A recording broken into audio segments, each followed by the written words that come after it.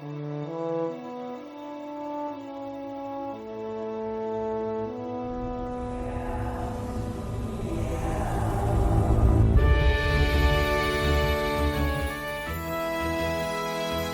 Ryan. Hello, Rachel. How are you?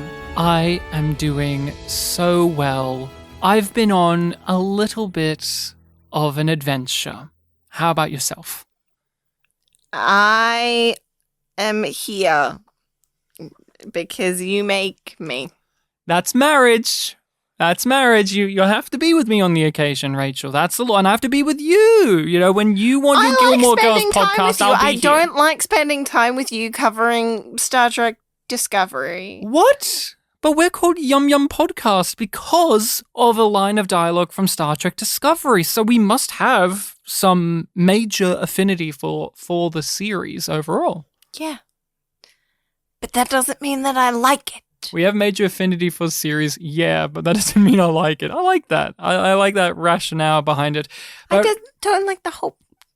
Anyway, we're here to talk about an episode of Star Trek Discovery. Are you going to make me explain Yum Yum? Well, yeah, why not? You seem excited. You seem very, very on board to explain it, so go ahead. So it's a line from the series. It is a line from way back in season 2 where it made no sense.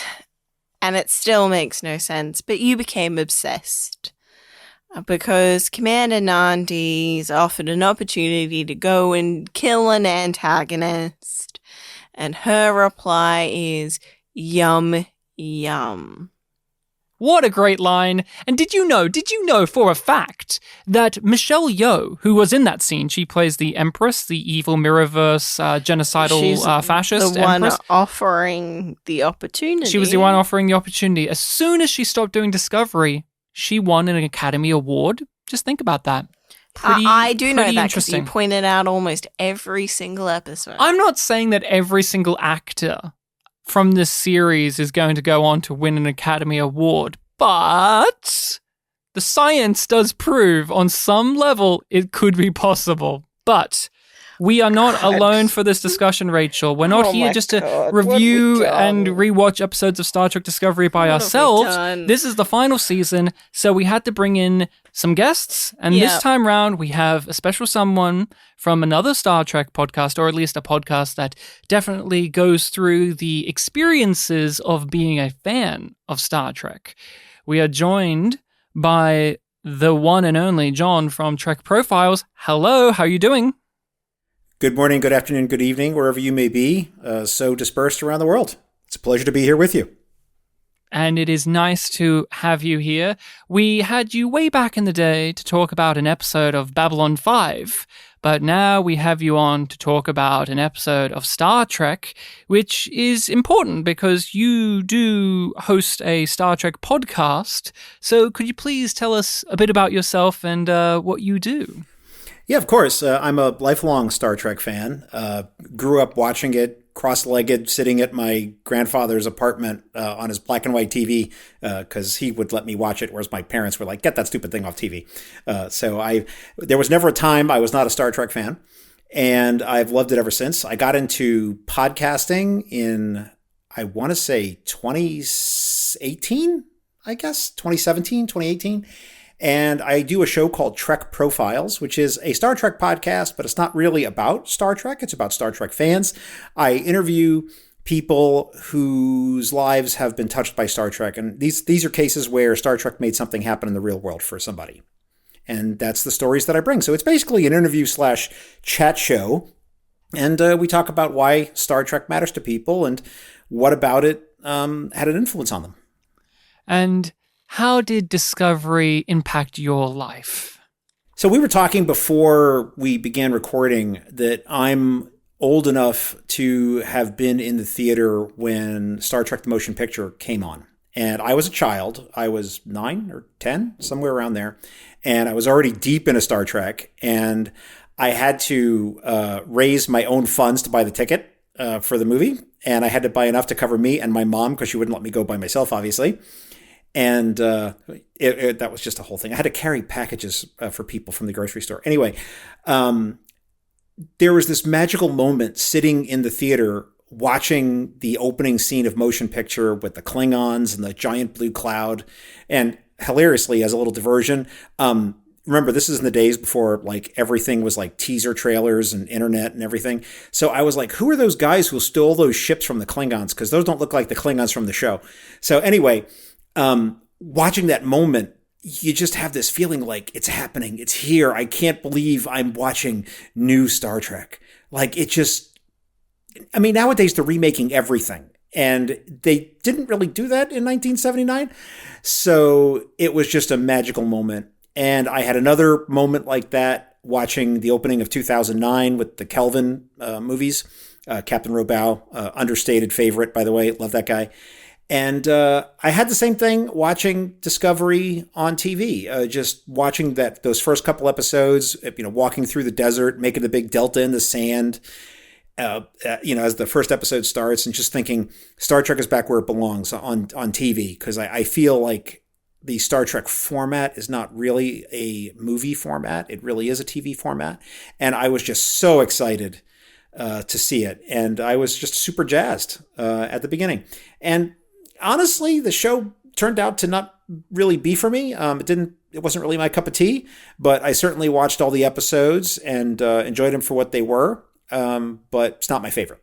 Wow, what an experience! What a story of life, and I can feel some of that because I was following the production of Discovery when it was getting formed. Oh, Brian Fuller! Oh, I remember Brian Fuller. He wrote on Voyager. Oh, well, surely this will all turn out good. And now here we are in the final season. That got cancelled a bit way through productions when they had to do reshoots. So, Star Trek is back on the television with production troubles and all. And hilariously, I don't mean to yes. stop you with this, but the cast got the word that the show was canceled while they were on the Star Trek cruise. Nice. They all got a thing like you have to be on a Zoom call at 7 a.m. on Wednesday. And, they're all out to the bar at like 3 a.m. And they dragged themselves into Zoom calls and found out, yep, this is the last season of your show. You're going to come back for some reshoots, and that's that. So that happened on the Star Trek cruise while all the cast was there. What a cruise, and that surely made the mood feel so bright for that cast for the rest of the cruise. Oh, dear. Not everyone got to come back for the reshoots, but we shall talk about Wilson Cruz later. Could you please remind us all, John, what episode of Discovery we're here today to talk about? Under the Twin Moons. On Saru's last mission as Captain Burnham's number one, the team ventures to a seemingly abandoned planet to hunt for what might be the greatest treasure in the galaxy. What a treasure it will be. A puzzle piece for more puzzle pieces. I think this is a map of some kind, broken into 5 pieces. And the poem tells us where to go next. So we just need to find 4 more pieces to complete the map. So once we have all 5 pieces, then we find what created us? Well, with this particular edition of the podcast, what do we do, Ryan? What do we do? What you can remember? we do? What can we do? Please help me, is what Rachel's saying. If you listen to Rachel carefully, the cadence is like an SOS in Morse code. No, but Rachel, what do we do in terms of our relationship with Yum Yum on the podcast? Do we just... Yes? Do we lose it? It is a funny line. I'm laughing.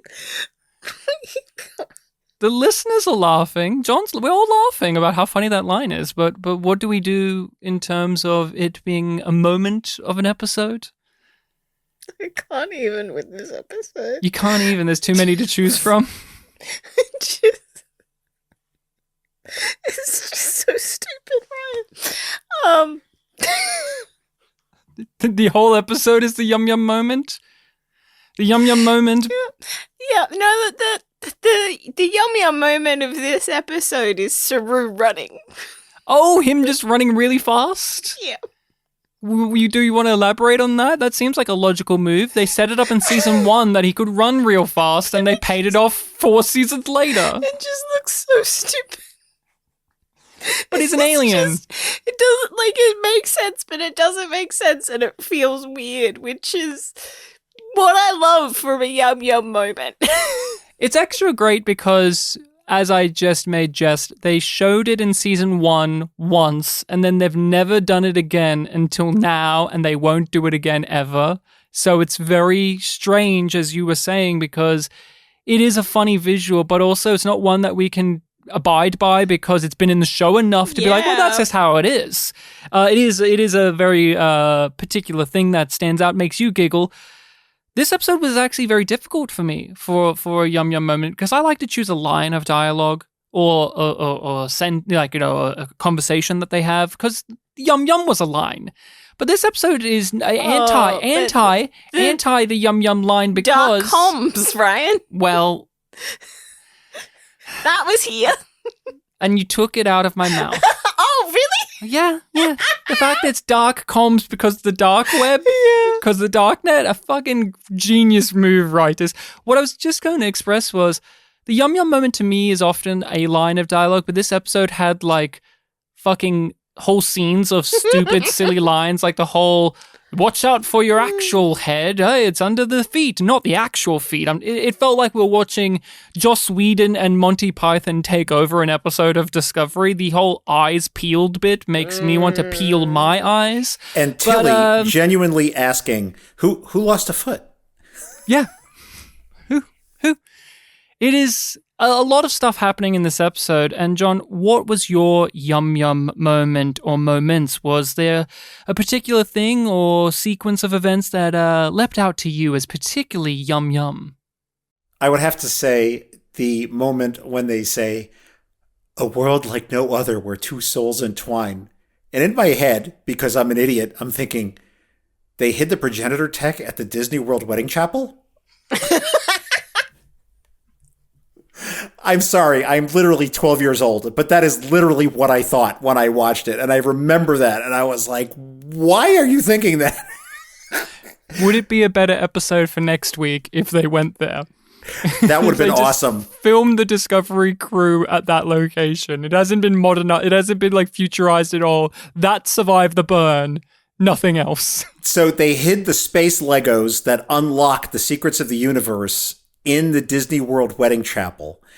And they have to go and then there's a problem because then lawyers show up because Lego is not part of Disney. And then there's a whole legal episode. You could do a courtroom drama. I mean, just think of the possibilities, my man. Whoa. We can't give these things away. I know they listen. This could be an upcoming Strange New Worlds episode that we're discussing here. Jeez. I'd love it. They could backtrack to that planet where they transported that whole community. Oh. And they transported the Disney Chapel. And that's why it's safe. Yes. Remember that Michael and her mother made it so that a whole society was removed from their time period so that they could create a new society as a base of operations for when Discovery went to the future, and then no one from Discovery ever goes to Terra Elysium ever again, like ever. So they just did that for the lols. It's very... all right, then Rachel. Again, there is a long and glorious history of that in Star Trek, just like Worf's adopted son, right? That they had a whole episode about, and we never heard from again. No, but it is. But when a new age, John, of serialized television, in which this is supposed to be washed off, but here it is sticking on to Star Trek like the mud it is. Rachel, what is your opinions, thoughts, and feelings about Under the Twin Moons? What's been your history with it? I don't remember having particularly strong feelings about this when we watched it the first time, because I was just like, it's meaningless. It's just the next link in the chain, and the scavenger hunt will continue, and I don't even have it in me to be sad that Saru is leaving. And this time I just fucking hated it. Why? Why were you so vitriolic about it? Because it is so nothing. It is just, it's so vacuous to me. And the moments with Saru feel really forced, or I wouldn't go as far to say unearned. Shallow, perhaps? But shallow, yes. Rewriting history, definitely. Saru, you always saw the best in me and just plays the entirety of season You one. always saw something in me, and it's like, yeah, he saw that you were a mutineer and you weren't to be trusted. For a whole season, yes. But they've always been the best of friends. She was there when he almost died that one time, but in fact, he evolved to a predator species. Yeah. They've bonded. Yeah. So you found it a little shallow in those moments. And it's just so thin. So I'm going to start someplace else, and then I'm going to bring it back to Star Trek here. But you got to go on a little journey with me. So will you It's take like my Discovery. hand? We're going to go on a journey. We're going to go on a big adventure that goes around, and then eventually, 10 hours later, we'll get to the point. No, go on. Will you take my hand and come with me on this journey? Yay. So Charles Dickens, the author. Yes, All right, you can stop. Dickens. Charles Dickens, right? When he was writing all the books that we know of today, he was writing them for magazines in the 1800s, and they were published in installments. So if you were to have read them at the time, you would not be sitting down with a complete book. You'd be sitting down with so many chapters at a time, and then you'd have to wait a month for the next installment to arrive. And that was just the delivery platform that they had at the time for that. And that's how everything was sort of organized. When you get to these heavily serialized TV shows of today, and especially this season of Discovery, which is very serialized, the episodes as individual chapters kind of lose their individuality and are kind of submerged into this whole sequence.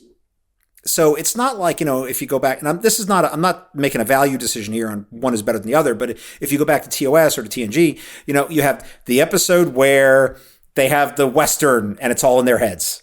Like, people know what that is, or you say the episode where Data's on trial and he might be disassembled if he loses the case. Everyone knows what that is. Discovery is just sort of merged together in this season into one thing. And the episodes don't really have an individual character in a lot of cases in this season for me. It's just one thing. And debating whether one episode is better than the other or different than one of the other, it's like debating, well, Chapter 7 of Charles Dickens, of Great Expectations, is obviously superior to Chapter 8. It's like it's a ridiculous conversation because people don't consume it that way. You consume the whole book or you don't read it. And that's how I feel about Discovery, some seasons of it, especially this season. It's one story. And while there's certain things that you might remember from an episode, they just don't have the individual character. Now, again, this is not a value statement saying this is good or bad. I'm just saying that, if you ask me about any given episode of Discovery in this season, I'm like, it was just part of the story, man. There's not really an individual character like some of the other series have. Like Strange New Worlds has a lot of individual character in a lot of the individual episodes. This one does not. So that's a long way for me to say I don't have any particular memories of Under the Twin Moons, but I remember the story of this season of Discovery and the part that this played in it. But there's nothing in this episode that particularly jumped out at me that made it memorable and stand on its own. And how do you feel about it now, having to look at it as its own individual piece? Well, what I would say about Discovery more generally, and then I'll bring it into this episode, is Discovery as a show is like a burrito, where every element of the burrito is farm to table and is carefully, just artisanally crafted and is magical and wonderful and the very best of each and every individual item. The tortilla is just the very best tortilla. The corn is the very best corn. The salsa is amazing. And it's all put together in this burrito, and I take a bite of it, and I'm like, this is not for me. That's how I feel about Discovery. Burritos where not all those ingredients are fresh. Yeah, but I mean, you have tremendous actors, you have tremendous people working behind the screen, you have all this talent, a lot of budget poured into the show. And it just didn't come together for me. No, it's so interesting to always hear different opinions as well, because I understand your point about the nature of serialized TV and judging episodes as like a chapter of a book and all of that, and I agree to some extent as well.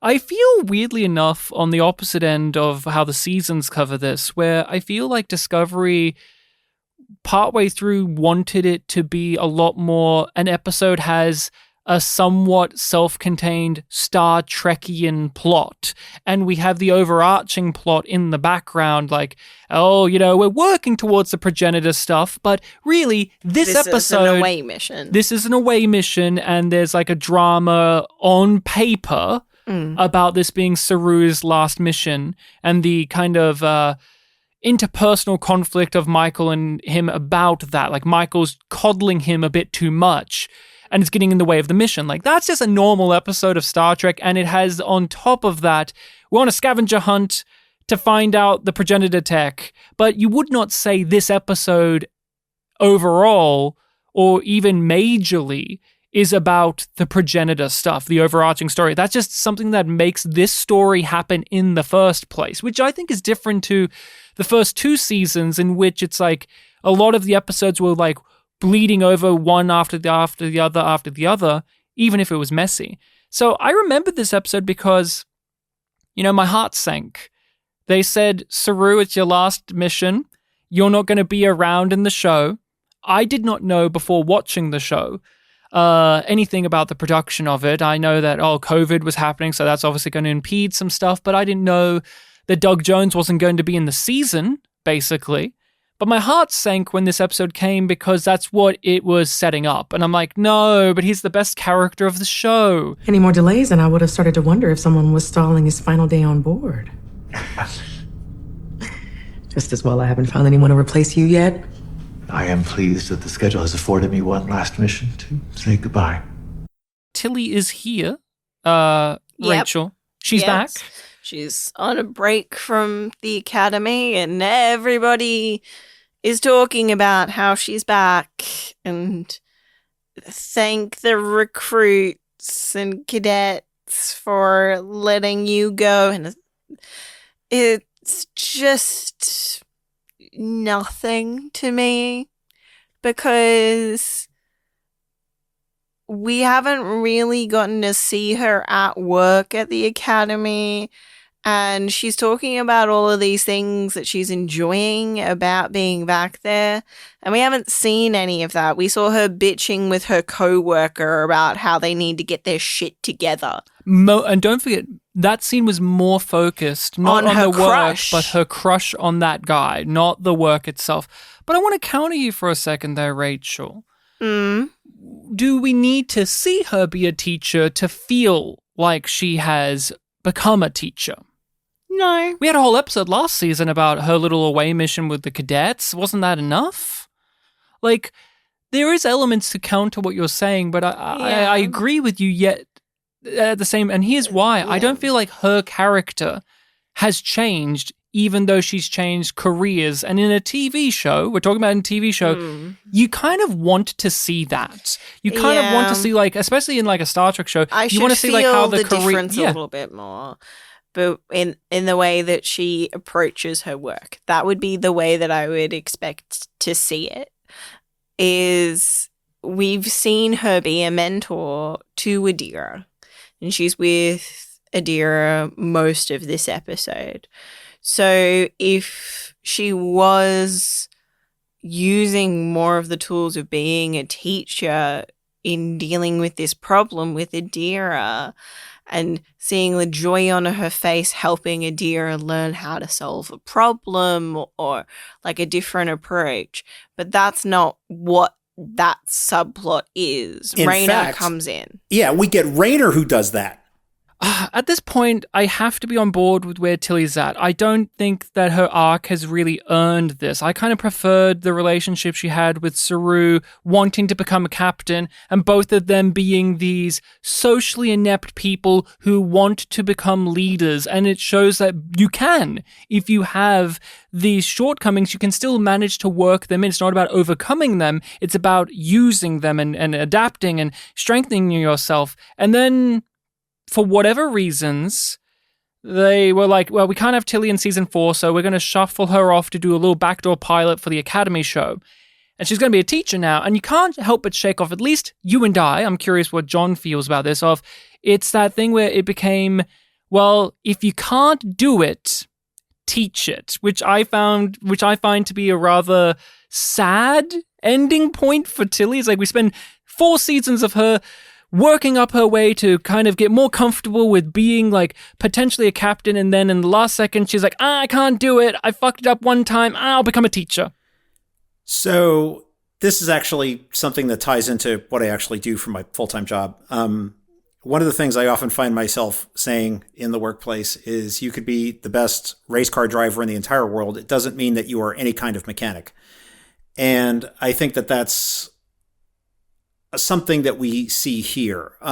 Just because someone is the most amazing Starfleet officer and is wonderful in the fleet and just, always does their missions on time and whatever, doesn't mean that they're the right person to go to the academy and teach others. They're just different skill sets. And I am open to the idea that she's good at it. However, I will say that one of the problems, and this is not a criticism of Discovery in any way, if anything, it's a criticism of modern television streaming, is you just don't have the budget. And I don't mean the money budget. I mean the time budget to devote to some of that stuff. I mean, we're looking at what, 10 or 12 hours of TV for the whole thing. And, back in TNG days or TOS days, I mean, you had, the episode where they literally do a day of the life, or, Riker cooks omelets for the crew, or, this other weird stuff where you could spend time on these diversions that you might use later and turn into something. You just don't have the luxury of that in the modern streaming era with how they're making shows. Some shows manage it. Some shows find the time. I always say with Discovery, and we actually had a large conversation about this last episode, but cut out at least 40% of your action scenes, and you can find the time for those little character things that mean a lot. And what bugs me, to get into Tilly even more, is they have the things already established, and then they don't use them. The thing that drove me up the wall, and I wanted to bring up Tilly being here because they make a big deal. Tilly is back. Tilly's here. It's like the old days. But there's sadness because it's not going to be like the old days because Saru is leaving. And yet, in this episode, they don't exploit that. They don't exploit that Tilly is back and her real best friend, or the one that she's had the closest relationship ongoing in the series, Saru, is leaving. We don't really get a moment between these two characters. We don't get to see them build upon the thing that they've already had there the entire time. We don't get a real goodbye between those two. It's just Michael and Saru, who, to be honest, have far less of a complex and interesting dynamic than Tilly and Saru that we've seen in the season. So I'm kind of annoyed.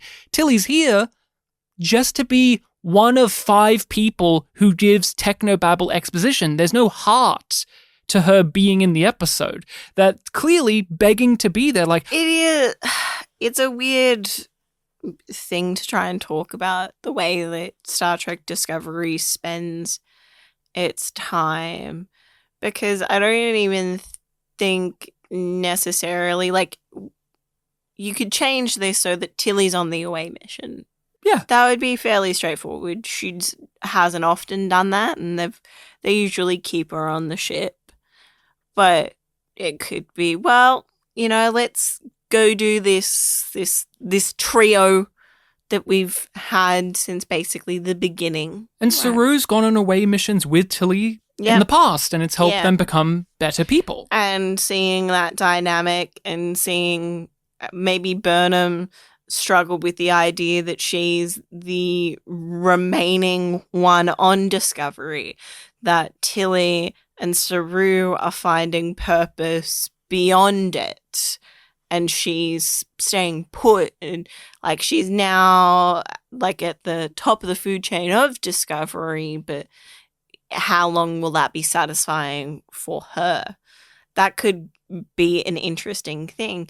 It also could have been interesting to have more scenes just with Tilly and Saru on the ship, because I think there's one?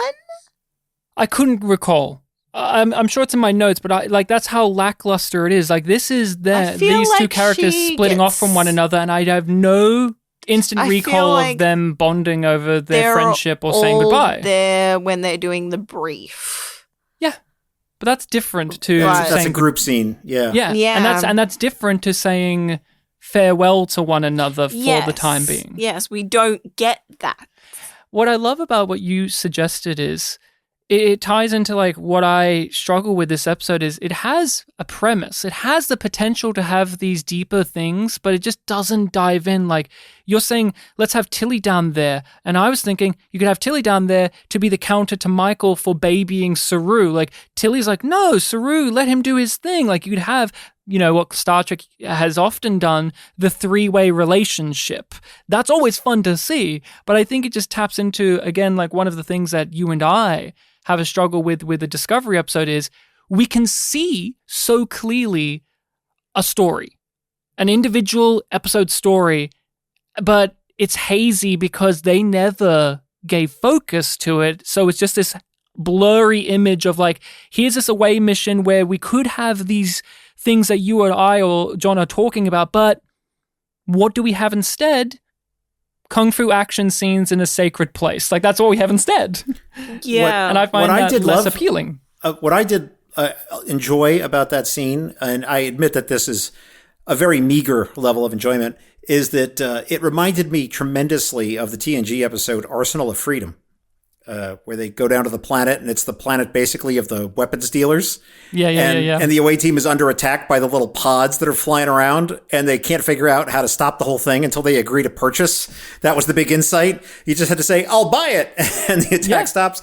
But that whole pod scene is very much the same thing. The little pods are flying around. They're even like round like that. It was just very evocative of that to me, which I did enjoy that reference. No, the name of my ship is the Lollipop. I have no knowledge of that ship. It's just been commissioned. It's a good ship. But what do you feel about Book as a character and how they implement like his type of character into the story? Because he's a non-Starfleet character, like we said, he's the rogue of the group, and they try to weave him into the narrative as well. It makes me feel bad whenever this topic comes up because I am much more interested in what Book and Grudge are doing than like any of the Starfleet people. I would rather just follow him around doing courier stuff and having shenanigans than follow around the crew of the Discovery. I find him a more interesting character, and I think he has the freedom to do things that they don't have, which of course we saw in the show. And so it makes the character more interesting to me. Plus, I really enjoy the actor and the things that he does. So I like him. I like him less the more he's on the ship. I want him out there doing stuff and causing a ruckus in the galaxy somewhere. But he did that last season, and now he's paying the consequences of his actions, except for, it's fine. Just put him back on the ship. It's fine. Yeah, although whatever. I will admit, I like that one part where he's with Culber, or I think it's Culber, and they're watching the video of Mal and Locke. And by the way, I am only going to call her Mal a couple times because she's really Pris from Blade Runner. Or Chiana from Farscape, yeah. Which, if you're familiar with that reference. And he's like, oh, they did a little flare flying the ship, therefore they're in love. And I was like, what? Like that, allow me to be nomad, non sequitur, my man. I didn't get that at all, but You see, he was projecting it because it was about he was seeing what him and Michael used to be like. See, there's poetry to it, John.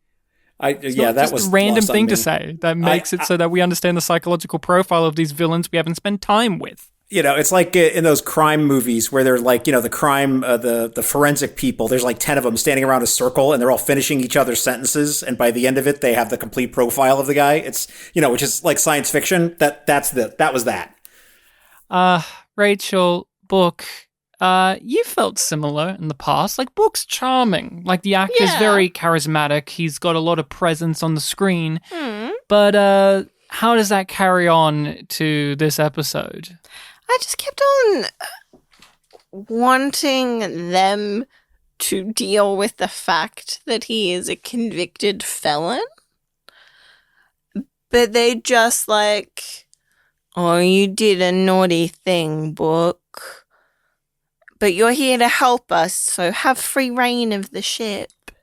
Well, maybe they're going to deal with the possible murky grey area of having to use his criminal ways The fact that he to still perform the has Starfleet that. functions. Like, Maybe they'll deal with that. Starfleet didn't take that off him.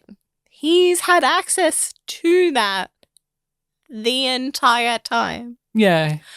You think a prisoner wouldn't have that? Well, he's being treated more like he's on community service. Yes, for, that's true. For using... For mass murder. Well, he didn't mass murder anyone himself. He just gave assisted. technology. He just gave the weaponry. He just helped get the weaponry to do that. Yeah. Accessory to mass murder. Well, at least supplying weapons. That's something, I think that makes you an accessory. All right. But Because it's not like he was a legitimate businessman selling Taka the shit. no, he helped him get it. Yeah. In a poker game. Remember that? Remember that poker game? Where... Yeah. Rachel, though, Book, what does he actually do in the episode? We could talk about, like, what led him here, but, like, and that the actor's charismatic and he's a rogue and would rather see him do other stuff, but what does he actually do? He figured out who Pris is. He figured out he kind of thinks he knows who that is. Because of a birthmark that I couldn't see. I watched the episode with you. We filmed our reaction to it, and I said just sheepishly, "Did you notice a birthmark?" I honestly didn't notice it. I went back and watched the scene again, and I think I saw the birthmarks on her neck, maybe, but it's this hologram effect that they've got going on, which, by the way, I did chuckle at. The computer, sentient computer who we won't deal with in this show very much. Could you show me a hologram of Pris from Blade Runner? And instead of just generating a physical hologram, they do the classic, here's the picture from the video. My thing was... That's a hologram too. Hey, I will tolerate no Zora slander. Because 7 years, 3 months.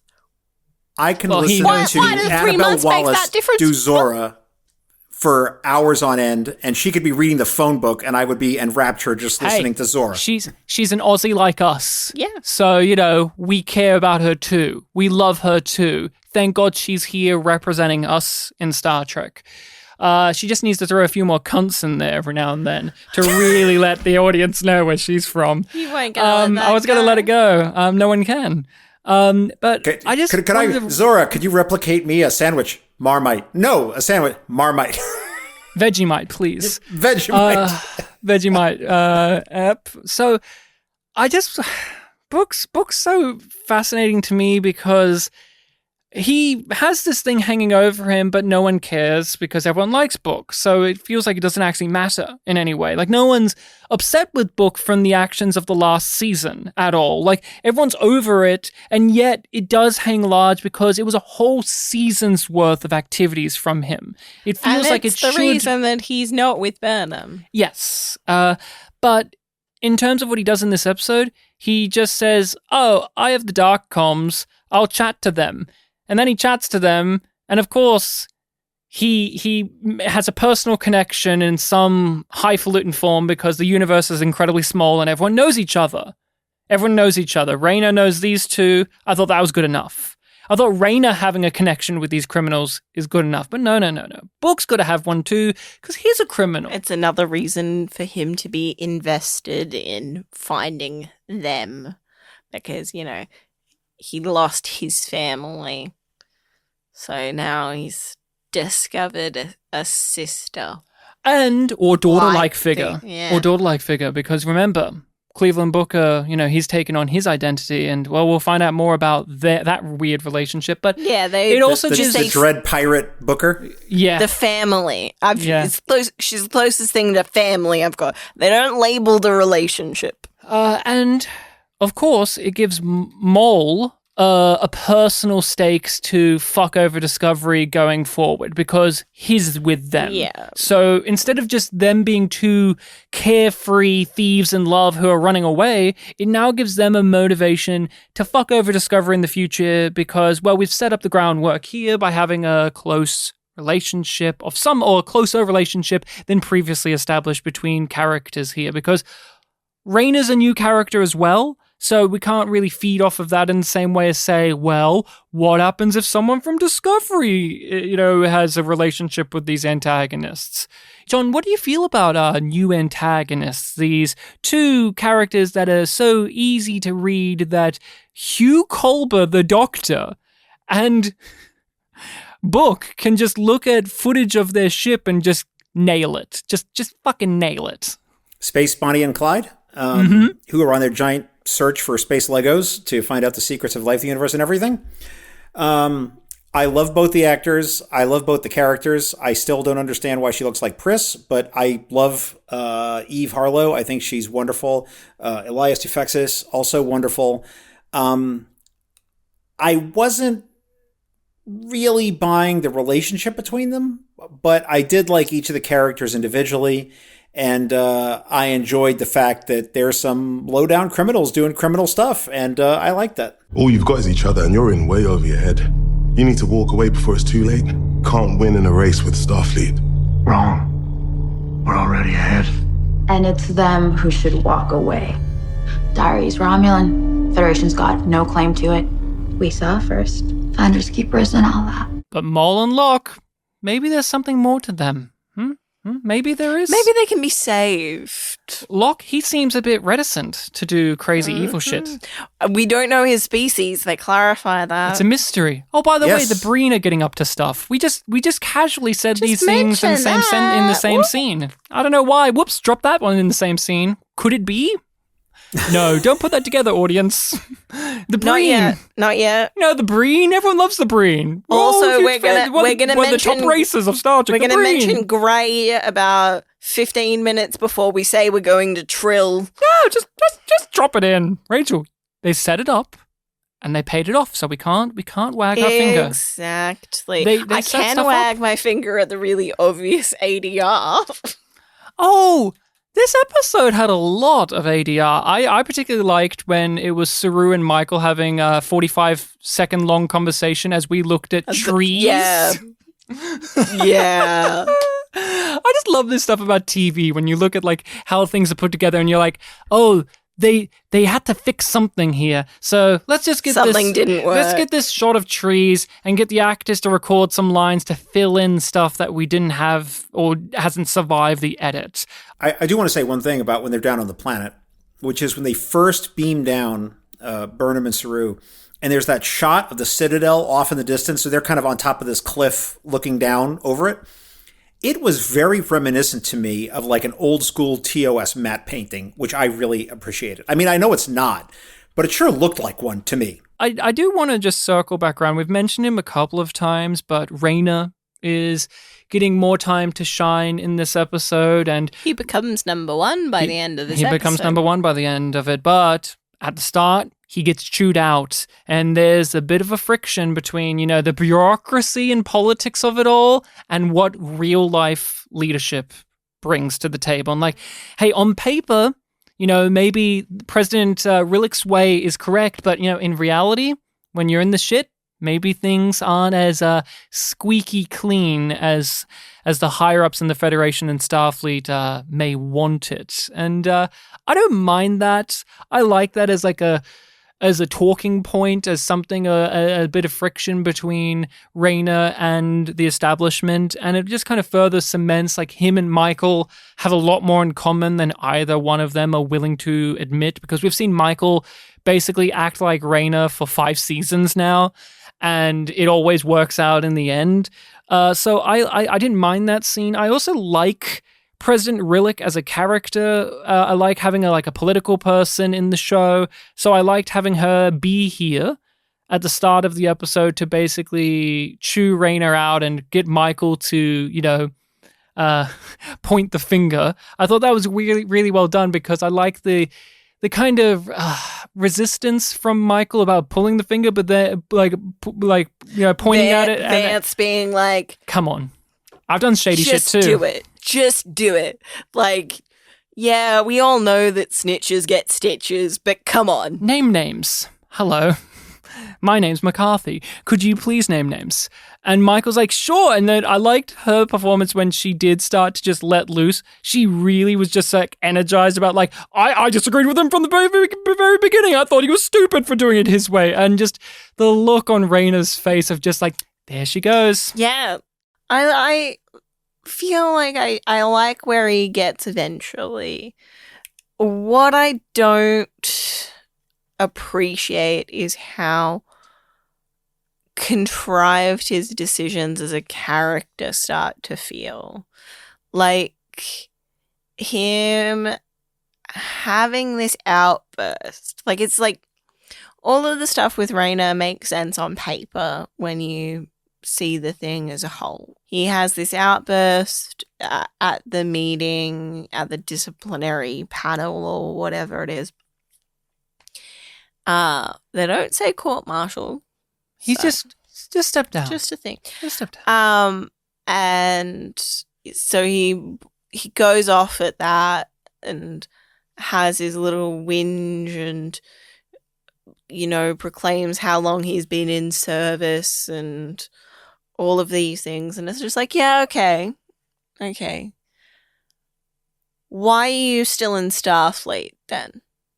Because it's worked so well this entire time. Now he's coming up to people saying you need to change. Only now. Yeah. 30 years of it. It's hard to just wash that off, right? Yeah, but why not just step away when he's a part of the old guard and he's no longer needed, but he still thinks that war is on the horizon. Thus, he mentions the brain. Thus, he has to stay in Starfleet because they'll need him when the time comes. That's the rationale.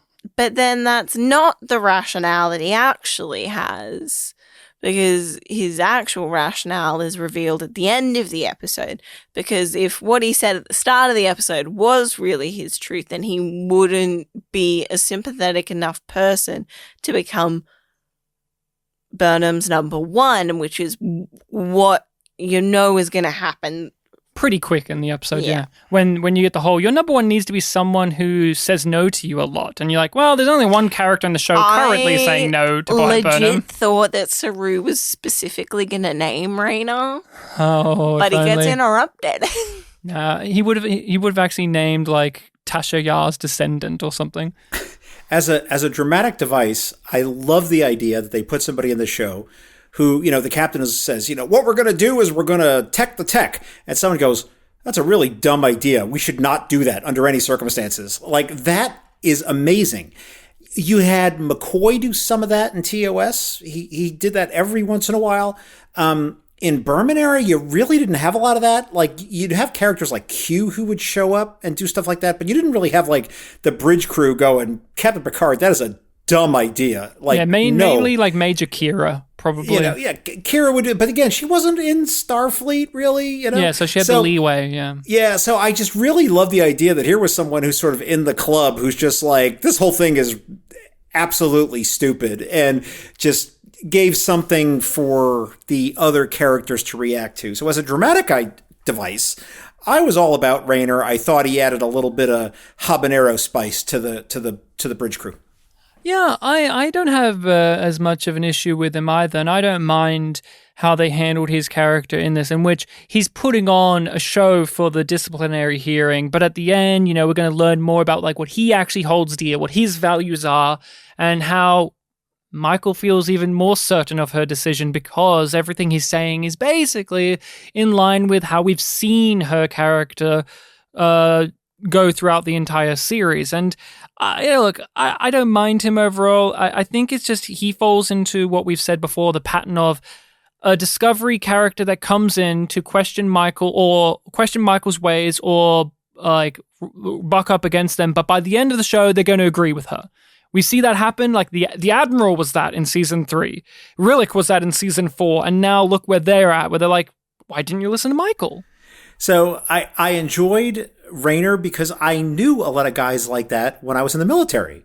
One of the things that took me out of the episode was, frankly, the Rillick character, whom I love. I love the actress. I love the character. But why was the head of a political body sitting in on an inquest for someone who's in this paramilitary Because there's military no division between Federation and Starfleet. And no, Discovery. it's a military dictatorship. We know this, but it really did strike me as just weird, and it took me out of the episode. And I get it, right? You got so many pieces on the board, you got to use them. I understand the dramatic reasons for it. Don't worry, we'll barely see Rillick in the season, so But this is took her. me This out is of the her time. episode. We are in a different time now, Captain. Things have changed. We're not at war. The Breen are infighting over a new leader. The Orions are regrouping. War is always a possibility, and you're living in a candy-colored hollow fantasy if you're thinking otherwise. You are not helping yourself. I just want to say this is something that, we've flagged up a lot. I mentioned it as the thing that made my heart just break apart when we watched it initially, but it's Saru's last mission. Like, this is his last big hurrah for the show itself. Like, he has more stuff he will go on to do, but like, this is the last where he's a part of the Discovery crew and he's doing a big thing. And is it particularly good? Like, is it a particularly good outing? Because I feel like Star Trek often fumbles when it comes to these last missions for these ongoing characters. I can't help but think of Wesley Crusher's last mission, where it's like him and Picard get marooned on a desert world and find a fountain that's behind a shield. It's like, fine, it's fine. Okay, but Neelix's was good. Well, because he left. That's the good part. Oh, poor Neelix. I beat you up, Neelix, but... I defend Neelix here. Oh, good. But no, there are good examples, of course. But Rachel, is this good or bad? I thought it was fine. Saru was doing what he usually is doing for Burnham. And, like, the mission part of it was fine. And the conflict was a good idea, but they don't really do anything meaningfully with it.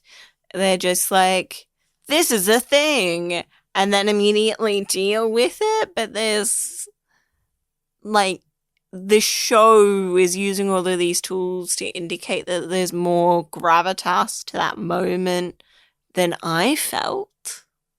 It just feels like they're cutting between the plot of, like, hijinks on the planet, action scenes, solving a puzzle, to, I'm going to miss you. I'm going to miss you too.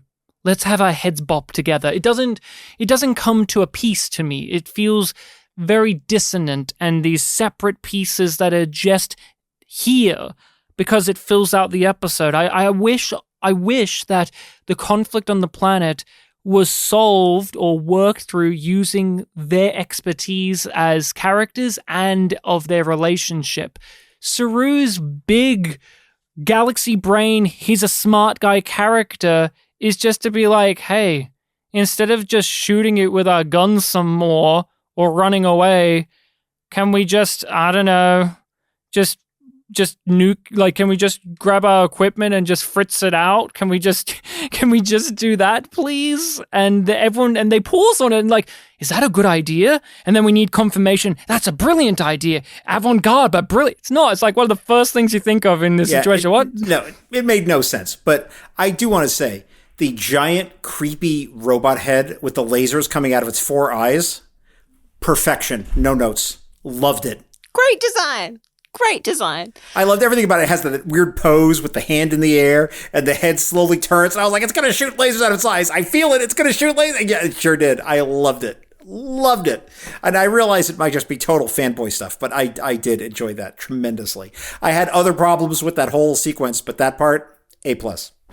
I just keep being like, okay, I want to like this thing. And then it's like, there's just not enough of it to really give it the credit. And if there is, it's countered by something that I find annoying. Like, they go out of their way from the very beginning to say, this is a planet where this species has gone extinct. And this is a sacred burial ground. So we've got to be very careful and delicate. We don't want to disturb it.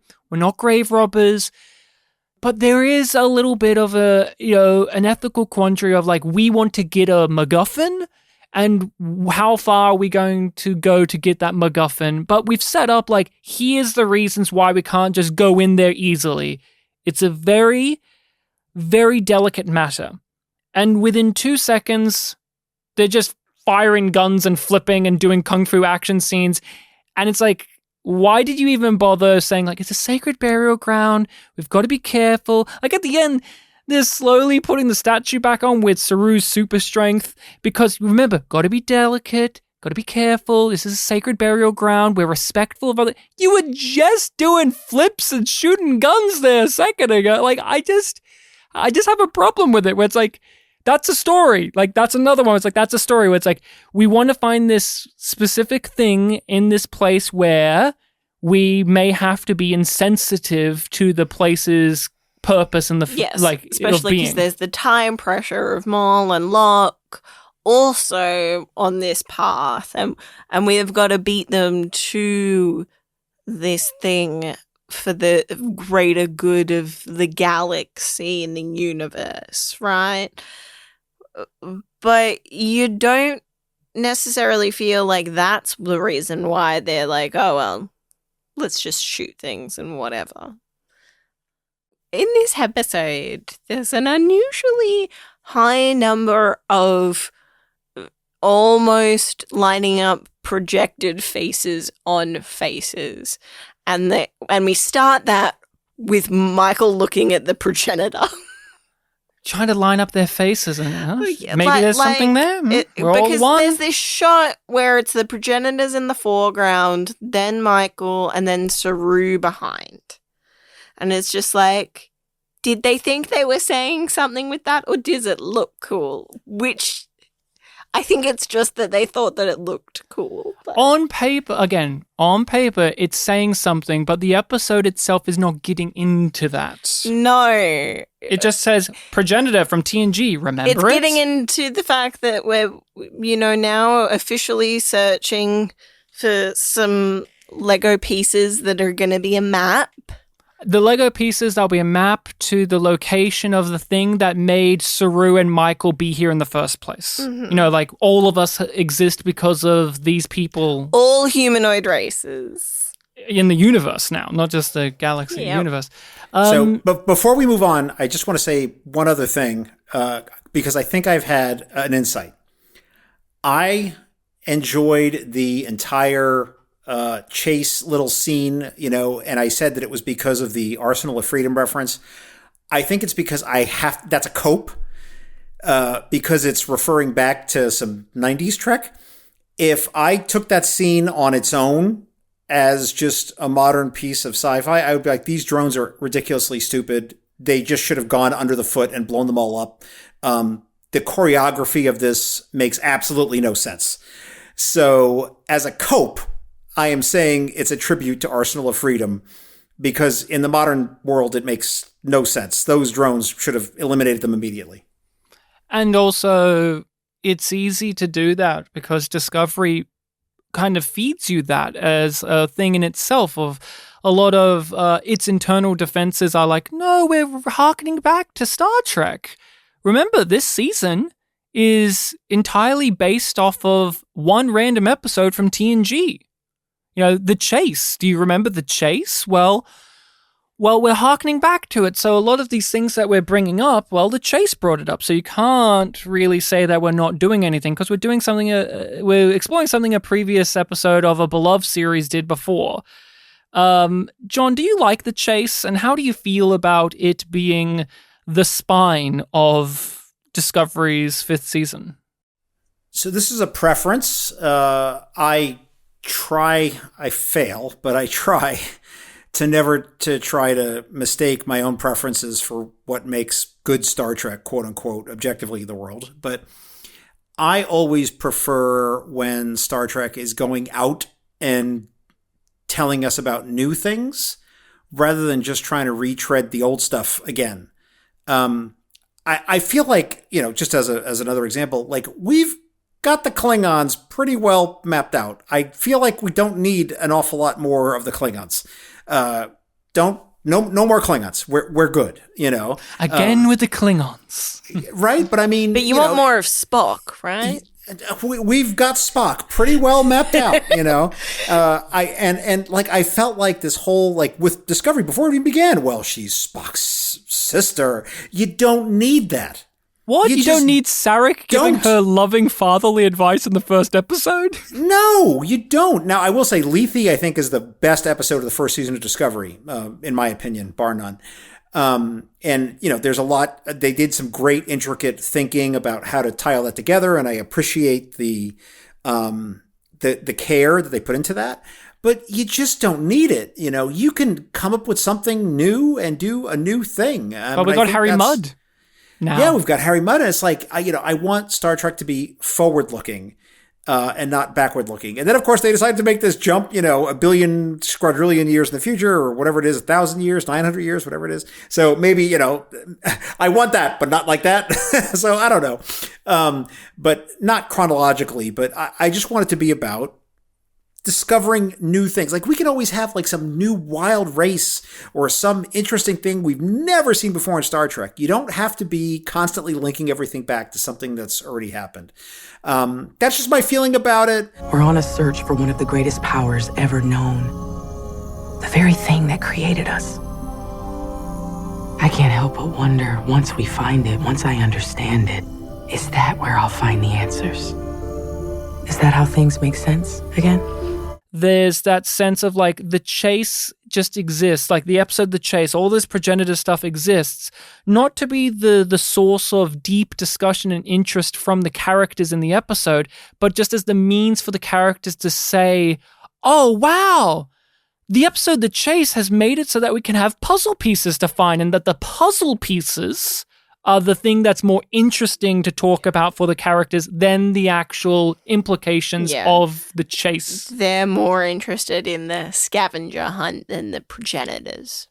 And why is that, do you feel? They're a group of, you know, people from different backgrounds, different timelines. Some are scientists, some are aliens, and yet they all are on the same page of like, wow, an alien life that created us? Interesting. But we have these puzzles that we can go look at.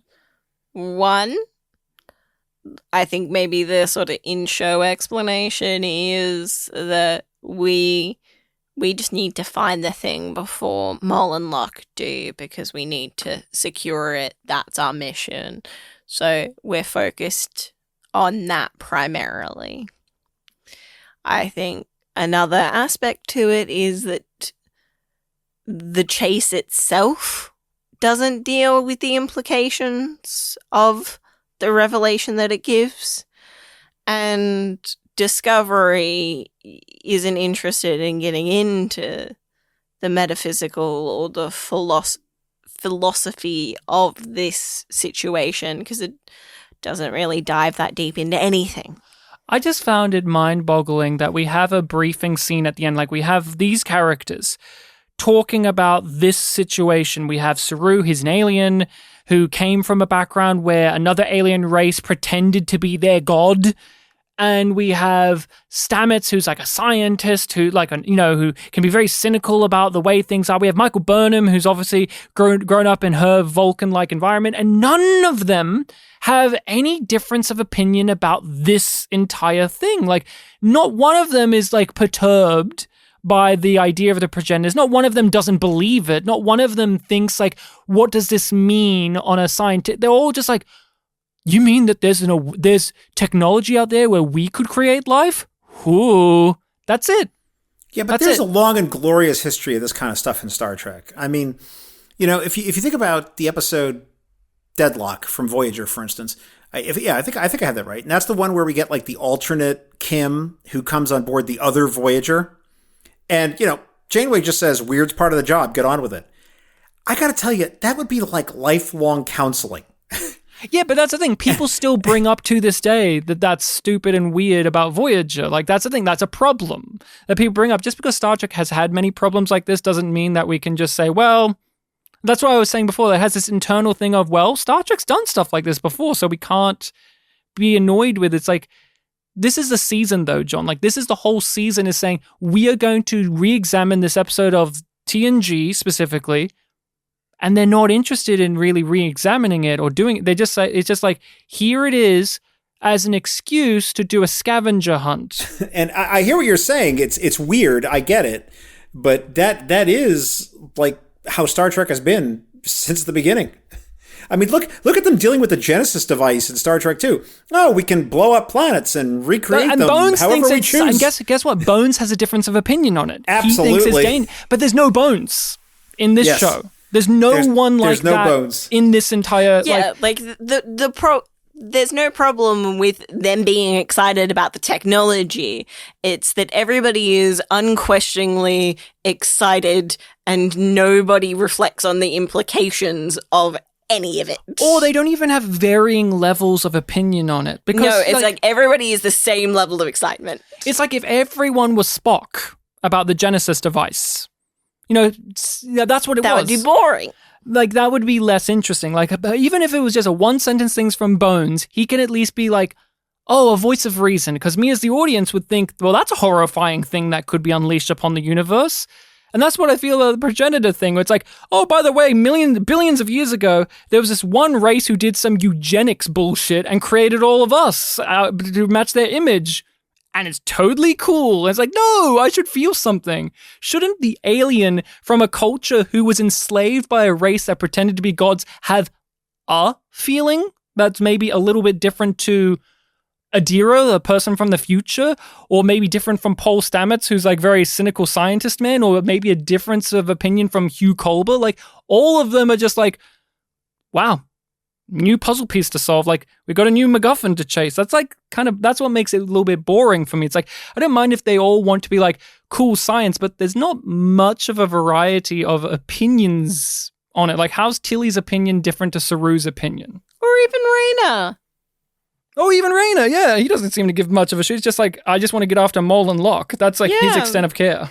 Characters in Star Trek being emotionally muted in response to things happening in the show is part of Star Trek. The quintessential example I would give for this is the Voyager episode Tuvix. And I'm not going to debate, the rightness of Janeway's actions. That's not what I'm talking about here.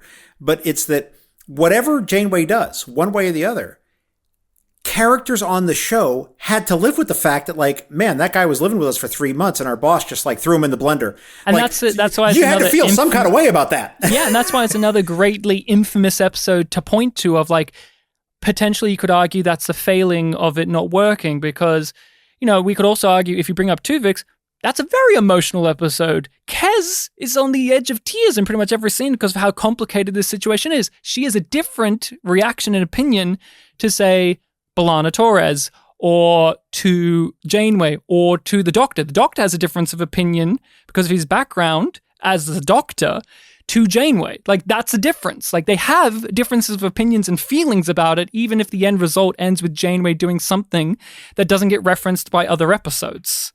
This is even worse because this is a serialized show where it says, no, we're gonna keep these things going. And it's like, from episode 2, every character is just like, yeah, cool, progenitors, awesome. I'm glad to know that we can find tech that makes us progenitors. Like, no one has, like, there's no friction of scientists. There's no frictions of, like, we have a cast of characters from very different backgrounds, different timelines. They may as well be the same. We need the McCoy character. I gotta say that it is funny in a way that we've come to this conversation because it is a weird sort of mirroring of what Saru was saying to Michael about being number one. In what way? Like, because he's just like, you need somebody to challenge you, and we're like, they need somebody to challenge this. Yeah, and they don't. They don't have anyone to challenge it. Everyone's just like, the show's neat. Acknowledging a need for that in a different context. Yeah. We do get to know about Hugh Culber's as beliefs very vaguely. Oh, you want to do the Hughdar now? I want to do the Hughdar. Well, we have to focus on Hugh Culber, a character that has been given so many things. I mean, talking about, the Bones McCoy of this show, he's always coming up with difference of opinions from every other character. Of course, I'm having a bit of a joke there. He's not often given a point of view, but he does have some in this. And Rachel, expand upon more what you were just saying that you noticed. Well, I've forgotten that they start to set up how Hugh is dealing with spirituality this early in the season. Because I remember it later on that there's a lot of talk about his grandmother. Yes. In this season. He's a yes, whaler. He's a whaler. And the fact that he, pretty shocking for, pretty not usual Star Trek, he, a human character, does have a faith. Yes. So it was interesting that gets flagged a little bit in a very obvious way looking back. I remember when we first watched it being like, that was random. Yeah, when like 3 or 4 episodes before the end of the show, he starts to have a spiritual quandary about his life. And you're like, where did this come from? He's never been a spiritual character. Well, he should become a foundationalist. He should be Franklin. Yeah. Yeah. That would be interesting. But no, and he's there sort of being a counselor to Book, but not being a great one. And it's not there consistently because it's like he's doing another job and then he's kind of talking to Book and then Book's helping him. And, there's lots of therapy talk. I'll just say it is weird that Hugh is with Book in the scenes where Book is like having to deal with like black comms, like criminal shit. It's like, what does the ship's doctor have to do with anything like this? Like, what is Hugh's point of view? How does he offer up being in those scenes? And I thought, when Hugh did that thing, when Book did that thing that John, rightfully kind of made fun of, where he's like given the psychological makeup of the ship's fireworks display, I thought, clearly they have Hugh in this scene because he's now the ship's counselor and he can further go into doing that usual TV tropey trite shit of like psychoanalyzing a thing, but he doesn't. That gives he just us says, an idea. That gives us an insight. We didn't just know says, that "Good job, before." Book." But thanks for that. Hugh doesn't offer his skills to that, what would be a pretty trite scene anyway, but he's just standing there. He just goes, yeah, okay. But that is how we're introduced to Culber in the episode. He's just standing there, pondering the images of Pris and Locke, just looking at them, just stroking his chin. Why? Like, could you tell me why? Could you tell me why he's doing Starfleet stuff, man. But why is the staring at doctor them trying to work up a profile? But no.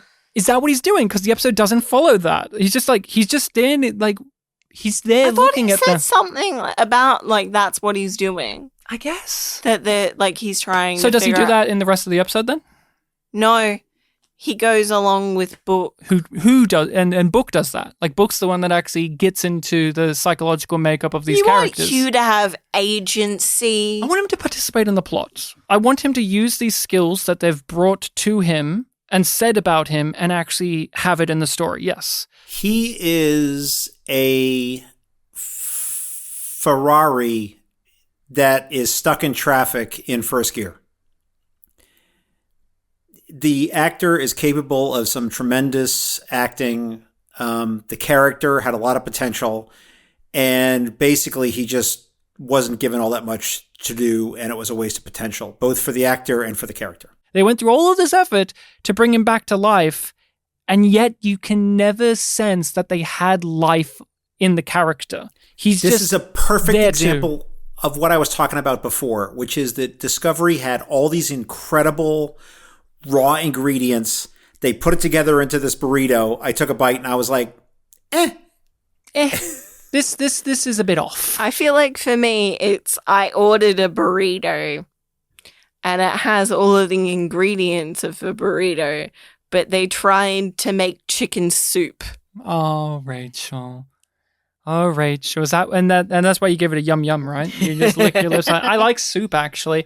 Look, I actually didn't hate this episode all that much. No, like, this is you not are much more fair on it. Yeah, I have my problems. I have my issues with Discovery, but I think for the most part, this is inoffensive.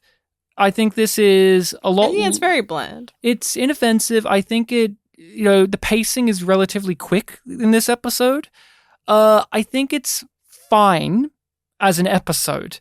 as a piece of the season or a piece of the series, it's less than fine, but I'm going to give it a very just nothing yum yum. Yum yum. This episode is fine.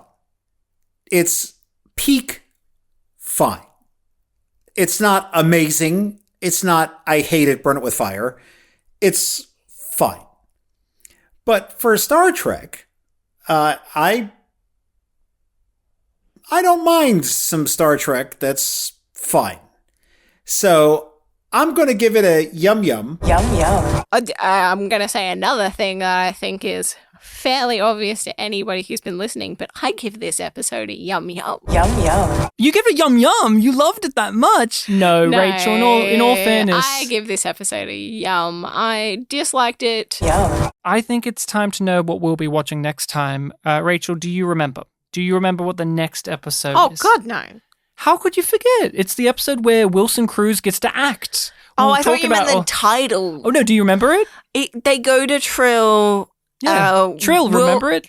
Wilson Cruz gets to act because it's not him. He gets taken over. Yeah, Hugh gets possessed. By the scientist that left the puzzle piece there in the first place, I think. Yeah, okay. So the next episode is Janal, which is the name of that character, and there's 2 descriptions on IMDb that are different. So I'm going to read one this time around, and then Rachel, you can probably read us the next one next episode. So, on Trill, Captain Burnham, Book, and Culber must pass a dangerous test to prove themselves worthy on the next clue.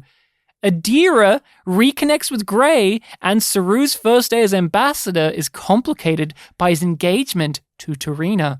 Ooh, lots of moving pieces, lots of things happening. We'd be pleased to know that this is the lowest rated episode of the season according to IMDb. And yet, I won't get into it too much, but I had a lot of reactions when we saw this initially. Leave it for next time. We shall leave it for next time. Thank you all so much for tuning in and listening to our experiences with Star Trek Discovery. John, where can people find you and your show? Yes, you can find my show at Trek Profiles, and that's pretty much in all the places. TrekProfiles.com is the website. Trek Profiles on most of the social medias, and Trek Profiles will also lead you to us in wherever you get your audio if you want to listen to my show. And because it's an interview chat show, every episode is standalone, so you can dive in anywhere you like. And remember, no matter where you go, no matter what you do not touch the swamp kelp while in bloom. Thank you. Oh, there you are. Tilly warned us. Yeah. Tilly's, she's dangerous. She likes to stick her finger in random goo every once in a while. Yes, she does. And sniff it. She's a sniffer. She does love sniffing stuff. Mm-hmm. We can be found on all of your social medias and podcasting sites under yumyumpod or yumyumpodcast. We have our Patreon if you want to support the podcast and get our content early, as well as access to bonus material that doesn't make it onto the main feed. We've been recording our reactions to watching Discovery. We haven't done that before. We thought it would be a fun thing to do with the last season of the show. So please head on over to our Patreon. You get to be a part of the community Discord where you can ping Rachel and just say, hey, do you remember this thing from Discovery? And she'll react. She'll be like, no. Yum, yum. That's what you say. You'll say no. Yum. No and yum, yum. But no, it is wondrous to be back here. And John, who in this episode of Discovery do you think could have said the yum yum line? Oh, there's no question. I have the correct answer. And there is no debate about it whatsoever. Okay. It is very clearly Zora, the AI. When would she have said it? What's her moment? Just when they asked her to make more of the space Lego pieces for the Disney World Chapel, and she says, can you replicate this out of what is it, programmable matter? Yum yum. And that would have been it.